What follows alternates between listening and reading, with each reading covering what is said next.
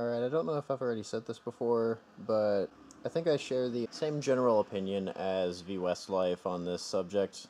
I hate it when video cameras only have the touchscreen as a method of control. That's why I like this Canon XF100. It uses a joystick. Screen is not used as a touch-sensitive media for controlling the camcorder. Now these two cameras right here, these Sony cameras, the HDR SR11 and the HDR XR500, these both use touchscreens, but their firmwares are designed a little bit differently. With the SR11, it has a little bit of a problem.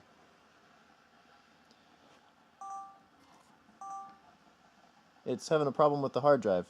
It says unable to access, but really what's going on is it needs to format the hard drive. I've got this Sony remote, but I can't do anything because it's not doing that with the thing. However, the remote has a charge. And it has a fairly decent charge. So this camera right here just does not want to work. However, the XR500, well, it also uses a touchscreen, which is mildly annoying.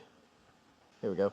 I want the mic ref to be set to low. But let's pretend for a second here that the touchscreen is broken. With the remote, I can go over to the option that I need it to, hit the button, go down to the little tabs down here. Oh yeah, it's reversed.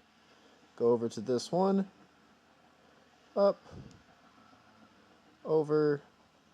We want to set that to low.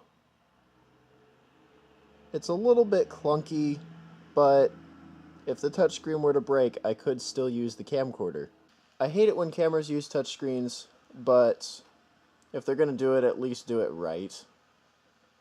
It's still not perfect, but it's better than nothing. And that's another thing, the camera that I'm recording with uses a fucking touchscreen. While cameras released in the same year from the same manufacturer had joysticks on the side of the screen. This one just uses a touchscreen. It's awkward as hell to use, and it's just not very well implemented, which sucks because this camera is actually kind of decent. I don't have to deinterlace with it.